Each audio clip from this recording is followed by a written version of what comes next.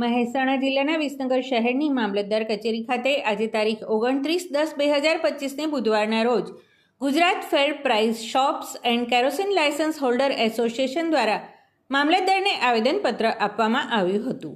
જેમાં સમગ્ર રેશન ડીલરોની પડતર માંગણીઓ ઉકેલવામાં નહીં આવતા રાજ્ય એસોસિએશન દ્વારા અપાયેલા આવેદનપત્રને સમર્થન આપવા માટે આજે મામલતદાર કચેરી ખાતે વિસનગર તાલુકાના રેશન ડીલરો દ્વારા આવેદનપત્ર આપવામાં આવ્યું હતું, જેમાં સરકારશ્રી દ્વારા માંગણીઓ સ્વીકારવામાં નહીં આવે તો વિસનગર તાલુકાના તમામ રેશન ડીલરો રાજીનામું આપી દેશે તેવી ફરિયાદ પ્રમુખ શ્રી જયંતિભાઈ એમ ચૌહાણે મીડિયા સમક્ષ કરી હતી। મારું નામ J M. Chauhan, Jayantibhai Mafatlal Chauhan, Visnagar fair price shop એસોસિએશનના પ્રમુખ। અને ગુજરાત રાજ્યમાં અમારું જે વ્યાજબી ભાવની દુકાનદારોનું જે સંગઠન ચાલી રહ્યું છે એમાં ગુજરાત ફેર પ્રાઇસ એસોસિએશન અને બીજું એક અમારું એસોસિએશન, બંને એસોસિએશન દ્વારા આખા ગુજરાત રાજ્યમાં અમુક હડતાલ ઉપર 1લી તારીખથી ઉતરીએ છીએ। હડતાલ ઉપર ઉતરવાનું કારણ એ છે કે છેલ્લા ઘણા વર્ષોથી જ્યારે અમે હડતાલ ઉપર દુકાનદાર ઉતરીએ છીએ ત્યારે સરકાર અમારી જોડે જે અમારી માગણીઓ એને સંતોષવાની ખાતરી આપ્યા પછી અમારી હડતાલ સમેટી લેવામાં આવે છે અને પછી એ માગણીઓ સરકાર અમારી સ્વીકારતી નથી અને એના કારણે અમારા દુકાનદારો જે લાભોથી વંચિત રહેવાનું હોય, જે પરિસ્થિતિનું નિર્માણ થયું એમાં પહેલું તો એવું છે કે અમે 30,000 રૂપિયા કમિશનની માગણીથી એક બોરીએ 300 રૂપિયા અમને કમિશન મળવું જોઈએ, એ હજી અમને મળતું નથી। બીજું કે જે સોફ્ટવેરના પ્રશ્નો છે બાયોમેટ્રિકના, એ કેન્દ્ર સરકારનો જે ઘઉં ચોખાનો જથ્થો અલગ આવે અને રાજ્ય સરકારનો, એ બંનેના અમારે અલગ અલગ ફિંગર લેવાના હોય અને એના કારણે જે બાયોમેટ્રિક સિસ્ટમના કારણે એમનું સોફ્ટવેરમાં જે નેટના પ્રશ્નો ઊભા થતા હોય કે ગ્રાહકના બાયોમેટ્રિક થતા નથી, એના કારણે અમારા દુકાનદારના ગ્રાહકોના ઘણા ઝઘડા થતા હોય છે, કંકાસ થતા હોય છે। એટલે એમને સારું એવું